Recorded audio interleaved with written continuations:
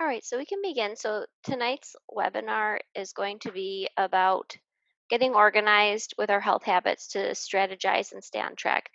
So I call it automate, not in the machine sense, but sort of like getting things going in a reoccurring way. Because when we can get our health habits on our nutrition, our exercise, our sleep, and we can sort of put those on autopilot and we find things that work for us and we repeat them over and over again, those are the things that really give us results on those major domains. So we're going to go through those tonight. But first, let me tell you who I am. So I'm Emily Wallace. I own Thrive Fit Coaching. It's an online personal training and coaching service, and I am a pro coach. I a precision nutrition coach, and I use their platform Pro Coach to do nutrition training for clients.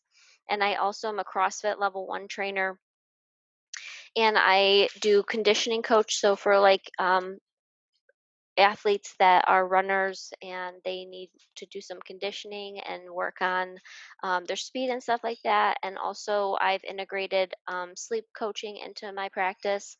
So I'm a certified sleep coach, and I work with adults and athletes. So I can do sleep coaching on its own to help optimize adult sleep, but I've also integrated into my practice. So everyone who comes to me for nutrition or personal training, they all get the sleep talk. So sleep optimization is really important for supporting all the goals we have.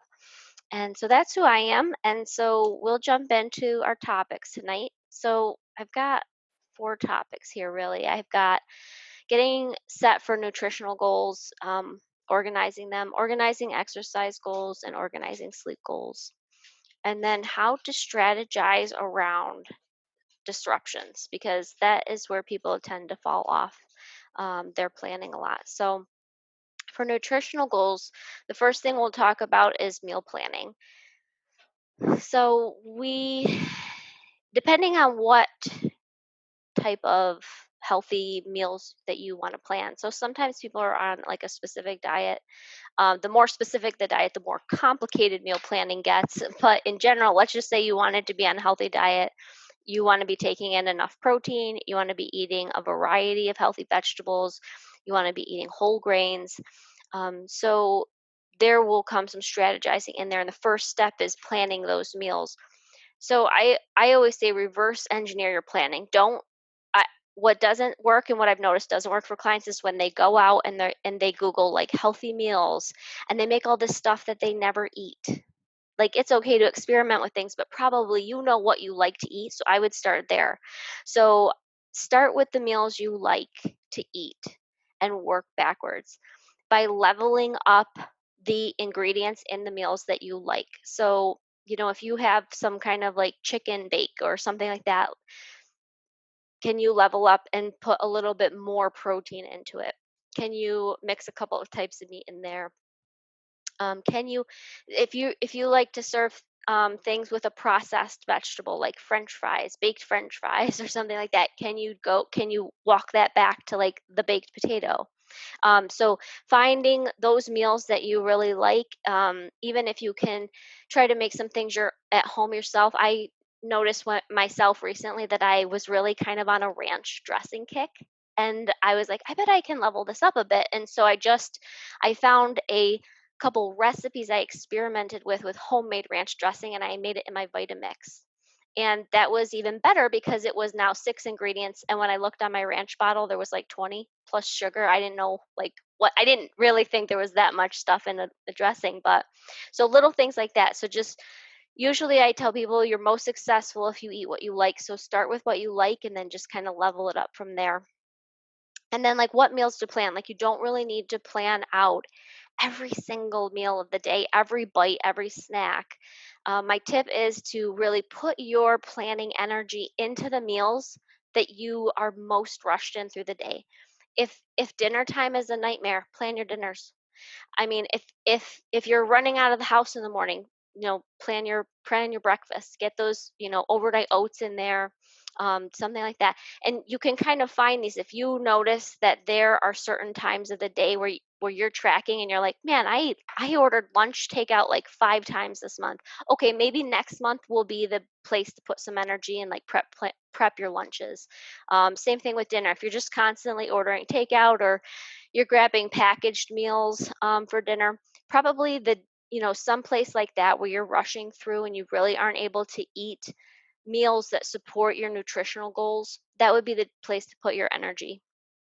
Once you have kind of figured out where you want to put your planning energy, I then suggest to simplify it by making a rotating menu and set up a profile at your grocery store, at their online site, and like build out your grocery list, because that's going to really simplify your grocery list. What you get, like the grocery will be the same and the meals will be the same, and then you don't even have to like look at the list at all. With this, quarantine that we've been going through, I think a lot of people have tried out some cool things like the grocery pickup and the meal delivery stuff. Like those things are really cool, and they're definitely tools for people, pandemics aside, just anyone who really wants to stay on track with nutritional goals, because they do a few things for us. First, they let us eat on repeat healthy. So you go into your grocery store online list and you put in what you want to eat, and you're going to eat that, and you're just going to hit repeat buy every week. So that's a great tool for that. And then the other thing is sometimes we don't always control when we have time to buy. And so we sometimes rush to the store for a few things and we're hungry. And then we buy off plan. We mean to go in to buy salad stuff, and instead we run like to the bakery and grab a pizza. Those things, they happen, and they're a lot more. They're easier to control when you're online shopping and you have a pre-planned list where like you're really hungry, and then it's just a matter of like click and go pick it up. So those are different ways that I suggest to get into meal planning and kind of structure the meal plan. Do you have any questions here? Okay. My All mic right. was up. No. Okay. All right, so prep cooking. So you've planned your meals. Now it's time to prep cook. So there is a little bit of time investment in prep cooking. And so to kind of get ready for that, I do recommend that clients make an appointment with yourself in your calendar. So if you have a Google Calendar or you have an Outlook calendar, book that appointment right away. For me, it's Sunday afternoons, and I have it booked out in an hour. And kind of understanding that that is an appointment for yourself, and that it's okay to prioritize that time, because for every like 15 minutes you plan and prep on the weekend, it saves you like 40 minutes during the week. The one thing I once you see how helpful it is to prep cook, um, you will probably start to guard that time because it is very important. And so even when people say, "Hey, do you have plans on Sunday?" I usually am like, "Yes, I do." I have plans with myself, and that is like a kind of a time that I have standing in my week to kind of set myself up for success for the week coming up. The other thing is with prep cooking, like it can seem overwhelming to like bulk cook, but the goal with prep cooking is to kind of get it down to an hour. So when you are cooking, you kind of want to like get everything going at once. And I put get a pressure cooker in there. Seriously, amazing. Pressure cookers are so helpful when it comes to cooking food in bulk. Things that take hours, like you want to have a rice side dish. The healthiest rice. I like to eat black rice, and it takes over an hour to cook. It takes 20 minutes in my pressure cooker, and then I'm done for the week. Same thing, you can hard boil eggs. Hard boiled eggs are a great ready snack, protein snack. 1 minute to 4 minutes, 1 to 4 minutes in the pressure cooker, done. And so, getting a pressure cooker and having those tools, but getting that prep cooking time down to an hour where you can kind of bake everything and cook everything within an hour, it really makes it seem manageable. And then all you have left to do after that is assemble. So I have worked on prep cooking meals, and so I am happy to tell you that I have figured out the fastest prep cook meal ever that literally takes 24 minutes. And that is one rotisserie chicken, one bag of frozen broccoli, one bag of frozen green beans. You can shred the chicken and put it into your containers, and you can put the green beans and broccoli frozen into the containers. They will thaw in the fridge, and then you have 5 meals done, ready to go, and you can season them up fancy however you like. Like, I like, everything bagel seasoning on my veggies, and you just pop them in the microwave, and you're all good. So that is the fastest prep. So when it comes to prep cooking, like, you don't have to overthink it. Even if you're not into cooking and you're not into like all these like fancy prep cook meals, you'll see some amazing stuff on Pinterest. Don't let it stress you out. Seriously, protein, 2 veggies, you're done. And it's that simple and that fast. Yeah. Another tip I have for prep cooking to really save time, if you're prep cooking for the week and you have your protein like a roast, a chicken, a beef roast, a pork roast, you can put those in the slow cooker like Saturday night at 10 before you go to bed, and they'll take 8 hours. So you just wake up in the morning, your meat's done. All you got to do at that point after it's cooked overnight is just portion it out. So that is a way to like let do prep cooking while you sleep. Just set yourself up for that. One, I mean, I we do that, and my husband loves it because I'll sometimes we'll prep cook a ham for the week, but I'll cook the ham in the crock pot, and it just you wake up in the morning and it's like ham dinner. So, but yeah, so cooking large pieces of meat overnight in the crock pot is a really easy way to go. And then let's say this just isn't your thing. I still think that's fine. The other way to prep cook is to double up your prep cooking time. So if you're making dinner and you have to turn the oven on, just fill the whole oven at that time. Like, if you're or the grill. If you know, when I cook, it's just my husband and I. When I cook on the grill, we only need like 2 pork chops or 2 pieces of chicken. But I have to turn the whole grill on anyway, so I just fill it all chicken, all meats, fish, whatever, and veggies. Same thing with the oven. We turn the oven on to like roast chicken. I throw in a pan of vegetables because then you've prepped, cooked, and what your prep meals will simply be is just leftovers, and you have them ready to go. And so, like, my last point on prep cooking and organizing it is to think about why we prep cook and then the food that we prep cook, and to prioritize protein cooking. And the reason is because we prep cook to have healthy, ready meals to go. And you have 3 macros. You have protein, you have carbohydrates, and you have fats. Carbohydrates, for the most part in nature, come ready to eat. Protein always comes raw, except for Greek yogurt. All protein is raw. It's the least convenient food to eat. And that's why when we're like running around the kitchen hungry, the granola bar looks so much more appetizing than a chicken thigh. Because and Mm. also it's not as available. So taking time to prep cook your protein, which is extremely important nutritionally to support our goals, that's you're going to get the most kind of bang for your buck there. So prep cooking protein in bulk. Okay. Any questions on that? No, I think, I mean, I like cooking. I think Yeah. mm, the only thing that I've never really fully understand with prep cooking is like the protein. I feel like it's weird to prep cook it, but I guess I have to like give it a try. I don't know. I get this idea that it's gonna be like tough by the time I eat it, or like something like that. You know. So in that case, I, I cook a lot, and I've been prep cooking for years, so I do have tricks like that. So yes, lean protein dries out. The way to take care of that is to cook protein with fat in it. So instead of Mm, going for a grilled chicken breast, go for the grilled breast on the rib. So wherever there don't like I see what you mean. you can get bones and skin, cook it, then debone it, then take the skin off if you don't want to eat that. And then eat the breast from there. But that skin and fat is going to keep it moist. The other thing is using some kind of citrus in a marinade before you grill or bake it. Citric acid kind of brines and pre-seals the meat so the juices are inside. The other thing you can do, don't quote me on this, I guess. I mean, it is recorded, but if you're cooking and you're going to microwave it to reheat it, right, you can undercook it slightly. So, like if you're cooking some pork chops or steak, you can just slightly undercook them because you'll finish cooking them in the microwave. Okay. Um, but you can only do that with a few meats. But I would say, yeah, so think about like fats and acid as the counter to like tough dried meat. Okay. All right, and then the last part of like nutrition is hydration. And so basically, this is a strategy of convenience as well. So when I what I find and what I hear most often is people like don't think of it.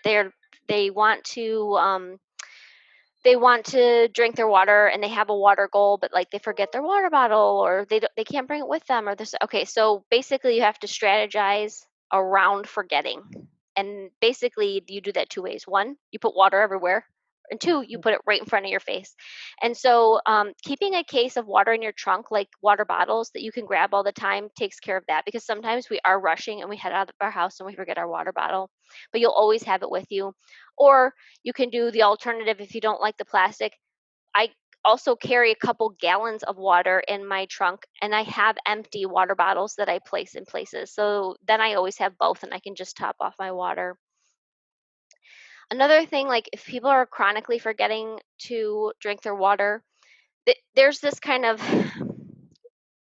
approach to nutrition, and it's basically like if you want to eat it, put it in your house and leave it on your counter. If you don't want to eat it, don't buy it and put it away and keep a clean counter.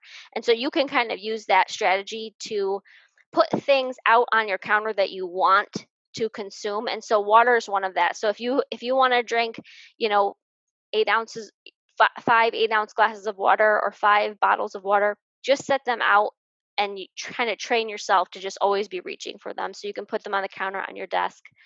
Another thing you can do, like if you have the water there and you just can't remember to drink it, set a reoccurring water alarm on your phone.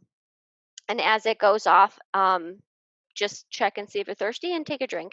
And then the other thing, if you kind of like to gamify things, there's water reminder apps where you can kind of they'll make noises and sloshy sounds and they'll tell you to like drink and you fill up your cup and so that's kind of like a nice way to kind of see where you are with drinking. If you're tracking it, you will kind of know where your tough spots are, like during the day, like where do you forget to drink. And but in general, like you if you're working out, you want to drink 16 ounces right before working out, like within the 20 minutes, so you're nice and hydrated. Drinking after, and then also not drinking too close to bedtime. And this thing of hydration, like I never people in nutrition and are kind of getting away from what used to be like the prescribed, like you need to drink 3 liters a day or 1 gallon a day or this or that. It really, hydration is a little bit um based on kind of what you need and what you're doing and like the heat and the temperature and all that stuff. So really you just want to drink enough till your urine is a very, very light yellow. And you never want to like chug water. If it's clear, you've flushed all your electrolytes. And then if it's darker than a very, very light yellow, then you're not hydrated enough. So that's probably the most accurate gauge for it for individual hydration, is just to try and hit that kind of like very light yellow. Okay. Okay, next we'll move on to exercise goals. So exercising, I really feel that a lot of times there's two big deals with overcoming like getting exercise goals. And one is like buying out the time. This is the number one thing people say. They're like, I don't have time to exercise. I meant to and I didn't. And I don't have time, or I can't find the time. The other thing is like not wanting to do it. So, but we'll start here. So you want to do it, right? But you're like, I can't find the time. So the thing is, if you find something that you really love, maybe you will drive to it. So, like, I love to do rock climbing, and my husband and I drive 45 minutes to go there once a week. And we also really like doing CrossFit, so we drive 20 minutes out of town to go to CrossFit. But unless you have like a passion and a very specific thing you want to do, the best thing to do is take a look at your neighborhood and find something near your work or your home that you can get to within less than 10 minutes. This gives you this takes away a huge amount of like this makes it more reliable to go, because if you're going too far out of town and you're in an area where you commute, you don't want to run late. You don't want to you want to spend 30 minutes working out. You don't want to spend 30 minutes a car and then 30 minutes working out.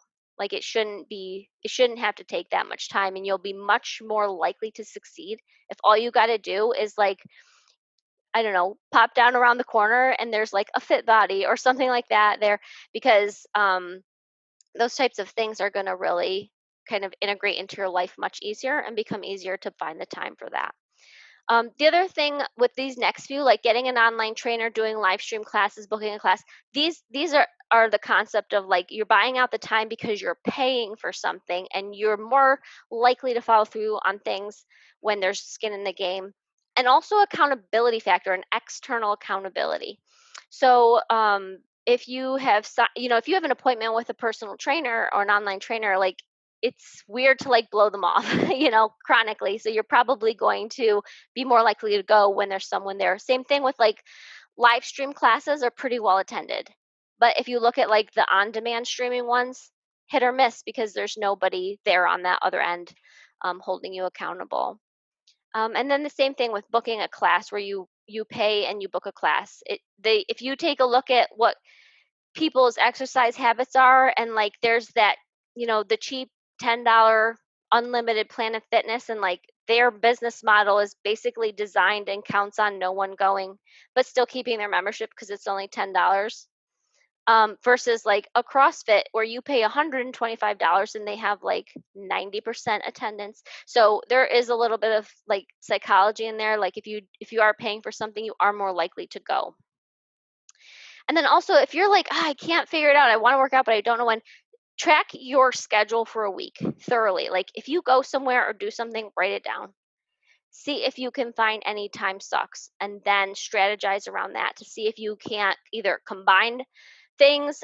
Maybe you're losing time in driving. Can you kind of reorganize your drive time or your commute? Can you find a gym on your commute somewhere, somewhere you could pop in and it's on the way? So that's kind of another thing. Like just taking a look at your schedule and see, are you are you spending like 40 minutes on Facebook? Can you spend 10 minutes on Facebook or on Instagram or something and then like go for a walk? So that types of things. And so with that in mind, if that's where you are, like just be prepared to like, if you have a goal to exercise and you don't know why you can't find the time and you find that there's time sucks, be prepared to cut them out because that will be necessary to kind of like get that going. So that's sort of getting organized for it and how to kind of book that class, book your time. And then the other thing is like getting breaking down the resistance, because sometimes we like want to do stuff. We're like, I don't need to do anything. I'm just going to go for a run. I'll just do this. I'll just do that. But we don't always, oh wait, I'm on the wrong slide. Sorry. This one's preparing to work out. Okay. All right. So we're doing it one step at a time. So we have our goals. Now we're going to prepare. So here are some things you can do. And if you have decided when you're going to work out and what time you're going, doing these exercises and doing these things are going to help you really follow through. They're going to bump up your follow through a lot. So like getting your clothes set out the night before, packing a gym bag and keeping it in your car all the time. Even if you're like, well, I'm going to go from work and go home and change and then I'll go to the gym. There are a lot of times where something will come up and you're like 10 minutes late leaving work, or the traffic's bad and you've scheduled yourself a little too close. So just throw your gym bag in there, and then if you can't, you it a little bit of a time delay will not cancel out your gym time or your class time if you plan to go.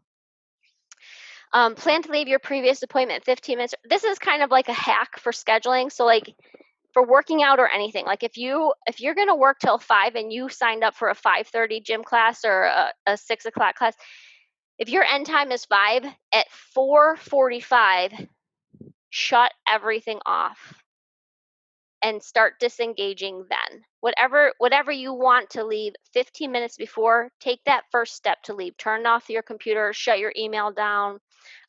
If you're, somewhere where you are uh like like if you're somewhere social and you're going to leave in an hour, just start making those moves to leave at the 15-minute mark before, because that way you are not going to get caught up in something that will like cause you to run late and then miss your time. So that kind of goes in with like having the gym bag prepared and then leaving early. So you're countering unexpected delays with that strategy.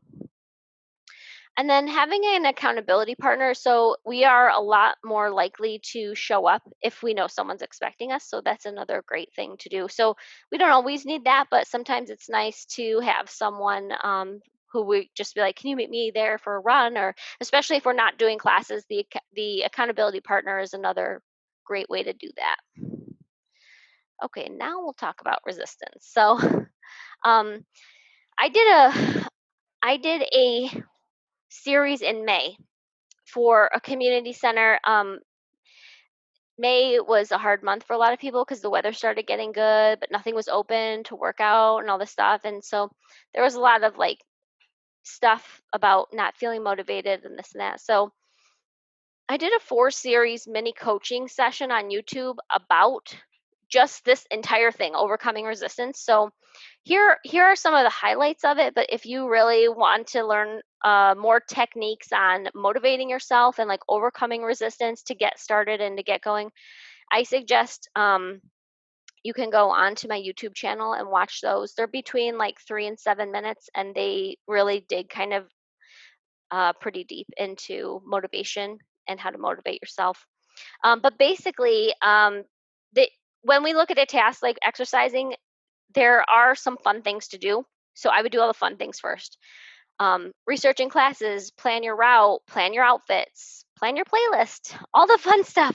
As much of visualization stuff you can draw your mind into to imagining yourself like running on the playlist and planning the route, running the route. What does that look like? Visualizing. So do all the fun stuff that comes with that. The other thing you can do is sometimes we forget that doing a task is actually like can be broken down into many small tasks. So like if you wanted to go for a run and you didn't feel like it, running is actually a few things. It's getting dressed, putting on sneakers, grabbing your water, grabbing your headphones, grabbing whatever. You have to go to the door, you have to start walking and warming up. So like there's all these other little steps that go there. And so what you would want to do if you were feeling resistant but you still wanted to like hit this goal, take a look at the tasks and rank them like 1 to 10, how hard you feel resistance to it. So you may feel resistance just like running, opening the door and running, and you're like, I don't want to do that. But then you can ask yourself, well, do I feel resistant to getting ready for running? Do I feel resistant putting my sneakers on? Do I feel resistant walking? Okay. And so basically, you find the items of the tasks that you don't feel that high resistance to, and you just do those first because you can. You don't feel a resistance to. And I'm telling you, what happens is as you do it, as you get going, less and less resistance towards that really hard thing. So you get dressed and then you're like, well, I'm already dressed. I might as well put my sneakers on. And then you're like, well, I'm already dressed. I have my sneakers on. I'll just start walking. I'll run if I feel like it, but at least I'll walk. And then you start running, walking, and you feel good and it's fresh and you have this playlist that you played and it's pump up music. And then you're like, all right, well, I'll jog for a little bit. And so you're basically just like working through all the phases of this goal because sometimes we feel resistance to sort of like the main task, which is hard, but we can sort of get to there by doing the easy parts of the task before it. And then the other thing that happens sometimes is this with resistance is it comes from sort of an internal dialogue where we're like, I want to do this. This is a goal. But then other parts of our mind are like, no, you don't. You really don't. You don't need to. Like for me, every time I try to run, I have a little thing in my brain and it's like, why run? You're very slow. You run so slow. It'll take you forever to run 3 miles. And so I have a reoccurring automatic thought that I don't run fast. And so I have to counter that with a little self talk. And so I say, you don't run fast for what? Where are you going? Not running the Olympics. You run fast enough to get the maximum benefit of 30 minutes of cardiac intervals. It's just working yourself through that. Finding those things, like if you can pinpoint that self talk that's telling you not to do it or discouraging you, and then countering it by checking it against reality, finding something to counter it with, and then it's helpful too to even write that down and write it down what you'll say, and you're like, okay, this is my plan. When I feel like I don't want to run because I feel like I run too slow, I'm going to read this to myself, and it really works. So, but anyway, so those are some tips. And if you, like I said, if you want more tips on specifically like overcoming resistance and building motivation, building willpower, a lot of people think those are simply you have it or you don't, and they're just like people who accomplish things. They are just these powerhouses of will. In fact, they are powerhouses of repeating successful behavior over and over and may not feel like doing anything at all, but they go on autopilot to do their goals.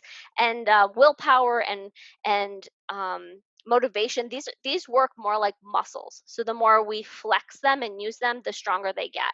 So they can totally be trained. And so check out my video series on that if you are interested in more of that. Okay, any questions about the exercise stuff?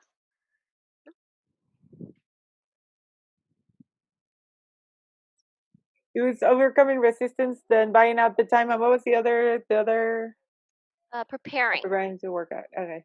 Mhm. No, I think I got. Prepping your stuff. Okay. All right, so the next health goal that people have, or perhaps they don't have it, but they should, they really should. This is a health goal people really should have, is optimizing your sleep. Um, we should have goals to get really high quality sleep because it impacts the other goals that we have, like exercise, nutrition, weight loss goals. Like this impacts things so much. Um, I I have so many stats on sleep facts I could tell you, but basically, here are some top tips to kind of like have a routine to automate your high quality sleep and to optimize it. And pretty much all of these that I'm sharing with you now, they coincide with a set of what I would call like control goals and like mindset work. So one of the reasons that people today don't have optimal sleep is because they are doing decision making, high stress work, and engaged in stimulating materials too close to bedtime, if not right up to or in bed, reading and watching things while they're in bed. So that really lowers the quality of our sleep significantly.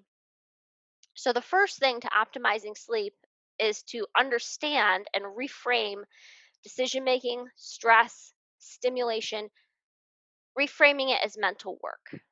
Okay, and that is our body. We wouldn't go it would seem strange to like go do construction from 6 in the morning until 5 p.m. at night, or work on a farm from 6 to 10 p.m. at night, or go work at an office for 18 hours. And yet this is kind of what we're asking our brain to do. We wake up at 6 and we grab our phones, and then we're on them, and we're just like stress and decisions all day. And so we're asking our mind to perform mental work for 18 hours straight, and Mm. this disrupts our sleep big time. So if you think about mental work as work, compare it to your physical work and create a similar boundary and guard for your mental work. So developing a wind down is going to be really important. And so if you have this concept of doing mental work and you want to wind down, you will apply the same kind of concept to your mental work. So you go to work from 9 to 5 or 8 to 4 or something like that, 7 to 3. Set those similar boundaries for mental tasks as well. So you want to sort of corral your major decision making, your stressful conversations, and your kind of peak stimulating material that you're taking. You want to corral that into what you would call a mental work day. So maybe it's 10 to 4 or 8 to 2. And you want to mark that the same way we mark our physical work. So if it's 5 o'clock, you check out and you go home. You want to create a transition ritual for the close of your mental work day as well. So what I often have clients do is I have them set an alarm on their phone for like 3 o'clock or 4 o'clock or whatever.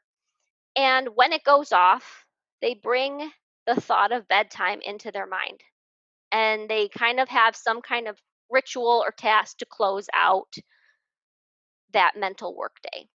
So that takes, I mean, it depends on where your mental work is coming from, but if it's decision makings and mental work from your work, that's easy enough to corral. If it's coming from like conversations with family, conversations with friends, that will take some more work and probably some other skills like interpersonal communication skills and at assertive communication skills, which can be learned. But for the most part, at that time when your timer goes off, you maybe do a 5-minute meditation. You say something to yourself like, "It's 3 o'clock. My mental work day is done. I'm looking forward to bedtime." You take a 10-minute power nap to reboot. You have a little cup of espresso, something that sort of marks that hour as the transition in your day from heavy mental work to light or menial mental work. And you can even, if you are able to and have that ability with your schedule, you can start doing physical work instead, because a lot of physical work relieves mental stress and mental work. So it's nice to do even exercising after work, or a walk or things like that, house cleaning, cooking, stuff like that. But basically, after you have that, hit that prepare for sleep mindset for the rest of the day, you strategically stimulate your brain less and less. And you move towards activities and things that are soothing, calming, um, conducive to sleepy. Just anything that will make you sleepy progressively as you work towards your bedtime hour. You can do a lot to manage. So I'm not a lot of sleep coaches are like, don't watch TV before bed. The TV watching thing is not as big a concern as long as you're not watching something too stimulating before bed. So if you want to like wind down and watch TV, and you want to watch Nature Channel or the Weather Channel or something really soothing and calming, be my guest. I won't. The most the research about that blue light thing is legit, but it doesn't impact sleep quality as much as people think. It is actually this overly stimulating materials and content they're watching that um, really distracts them from high quality sleep. So I always have on my phone, and I always tell my clients this too: when you're trying to optimize your sleep, there has to be a second point at night closer to your bedtime, probably not at like 3 or 4 in the afternoon, when you make that kind of mental break and you're like, okay, this is my mental work and this is the less mental work. But somewhere 3 hours or so before your actual bedtime goal, you're going to want to have the do not disturb set on your phone so it doesn't ring or alert you for texts. And then you'll want to go into your apps under the notifications and turn off the notifications, either all of them or just apps that you are alerted by. Shopping apps. For me, so my day job, I run a team that runs 24/7, and we have a team chat. And if I didn't turn that off, I would be alerted 24 hours a day with chat communications, because the team operates while I'm asleep, because it's 24/7. And so you will get social media notifications all the time. You'll get all that stuff. It's really disruptive to sleep, and not just sleep like wakes you from your sleep. It's disruptive to your wind down. So that's why it's really important to like set that goal, set that time where you shift from heavy mental work to sort of light mental work to finally like soothing work, and then something closer to like 3 or 4 hours before bedtime where you like make a hard stop on notifications coming from your phone, and then kind of ease in mentally to the rest of your night. So that's sleep. Any questions on that one? No. Well, there was. So you mentioned that the notifications to turn them off Yeah. 3 hours before bedtime. Hmm. So 10, Yep. 3 to 4 okay. hours before bedtime. If you are afraid you will forget to turn them back on in the morning. So when you have a device, you can turn things off at two levels. You can turn things off at the device level, or you can go into your settings and turn things off at the app level. um, if you're afraid that you're going to forget to turn them on, and what you've turned off is like I do, like work communications and emails and stuff, just set an alarm on your phone at the next day to like remind you to turn your I've done this has been developed via trial and error, and I one day forgot to turn my notifications on, and I went about my day till 11 o'clock wondering like what the heck was going on, because it was the quietest day ever. I did not get a single email once, and I was like, and then I logged in on my computer desktop, and there was 50 emails, and I was like, oh yeah, I forgot to turn my notifications off. So to train myself to turn them on and off, I then just set a little alarm for a few days, and then I got back into the habit of turning it on. So yeah, so that's kind of how to use the reminders. Um, Okay. And so here's some troubleshooting tips. So a lot of clients, and I've experienced it myself, that they'll do really good, but what kills consistency is like disruptions to the schedule. So like you have a plan, you have things down, and then like you go on vacation, Yeah. you go on a business trip 3 or 4 times a year, and it tends to like throw off our nutrition, and like we get out of our prep cooking schedule, we get out of this or that.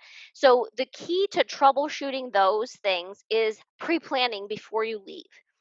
So the first two items on this list are kind of like your baseline. So like having your grocery list built into your store shopper profile, or having your grocery list built into Instacart ready to go, is going to be huge, because if you have an emergency, or if you have to head out of town, or something like disrupts your, I don't know what you call it, like it's the gate to your nutrition, something that disrupts your shopping day or your prep cooking day. Like you want to kind of plan around that as much as possible. And this is a great way to do it. So even if you don't want to order your groceries, and even if you don't want to do pickup, still taking the time to build out your grocery list and your shopping list online and having it there can help you troubleshoot these disruptions to your schedule, and you'll have it there when you need it. So it's also a backup plan to your um, normal plan. So the other item is, make a plan when you're coming back from a trip. Like you go on a road trip, you go camping, and it's like s'more city, and it's mac and cheese, and it's pizza, and it's all this stuff, and that's fine. That's completely normal and enjoyable. What I notice a lot of clients get off track is they'll do that for vacation, or they'll do that, and somehow those like it they'll go away for a long weekend, and then somehow like eat out pizza like 5 nights a week suddenly, or they don't usually eat s'mores, and now they're making them with their gas stove, like, for snacks. So, little things like that, they just kind of creep. So, what's nice to do a real hard stop at the end of vacation, at the end of camping, at the end of those things, if you have some of that special delicious food left over, make a plan, like, what are you gonna do? Are you just going to give it away to, like, whoever else you're with and be like, "Here, you can have it," or toss it. I mean, really, we're most of the food that's left over from these that I have watched clients sort of like sneak back into their life. It's just junk food. It's for pleasure. It's nothing really high nutritious value. It's chips, it's candy, it's things like that. So if you throw a little bit of away, it's not going to hurt you. But that's kind of my tip, is really creating some hard stops on the end of the vacation, on the end of the trips, and then the next few bullets are what to do before you leave for your trip or your vacation, to also like reinforce that hard stop and get back to your routine. So before you leave for vacation, book your return workout class, book your personal training session, book and commit yourself the day that you get back to your healthy life and to your routine. I see a lot of people will go on vacation and they come back and they kind of get flustered in that like reacclimating, and they're like, "Oh, I've got to do the laundry. I've got to do this. I'll work out later. I'll work out later." And then like 1 week vacation turns into like two and a half. So if you leave before you leave for your vacation, book your return workout schedule, book the class, whatever. It really helps kind of just getting right back into it. The other thing that gets thrown off, so when you come back from a vacation, nobody wants to cook. I understand, but that's an opportunity when most people, they come back from vacation, they're like, let's just order takeout for dinner. Super convenient. Now you're eating takeout for lunch the next day. Maybe you haven't had time to grocery shop yet. 2 nights of takeout. So before you leave on vacation, whip up a couple freezer meals, put them in the freezer. When you get home from vacation, in the crock pot, done, and you have your next night's dinner done. Something like that. You can even do the crock pot food if you make a big enough meal that you can have it for prep cooking the next day. So those freezer meals and are really good to kind of get organized, and sort of like bring it back after vacation, after any kind of trip, that you're right back at it.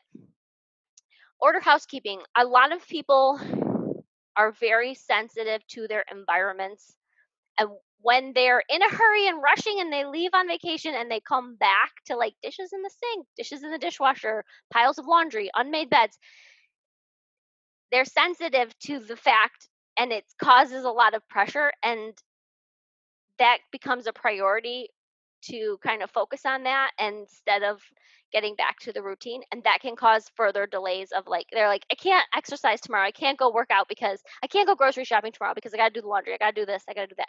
So treat yourself, go on maids.com, ask your sister or someone, ask a friend, pay them 50 bucks and have them come in and like make all your beds, wipe down your kitchen, get your bathroom ready, no dishes in the sink, and just like walk home from your vacation in a clean house. It makes a world of difference when it comes to feeling like, okay, I'm ready tomorrow to get back into normal things and not be overwhelmed environmentally with the state of your house when you get back.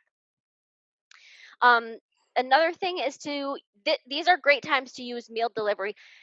Meal delivery is super convenient, but let's be honest, it's really expensive. I have used it and I'm like, every time I go to use it, I'm like, this is great.